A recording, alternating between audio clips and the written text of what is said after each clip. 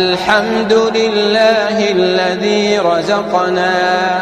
الحمد لله الذي أتم علينا الصحة والعافية، الحمد لله أعاننا على صيام رمضان، الحمد لله أعاننا على قراءة وتدبر القرآن، الحمد لله أعاننا على إقامة الصلوات،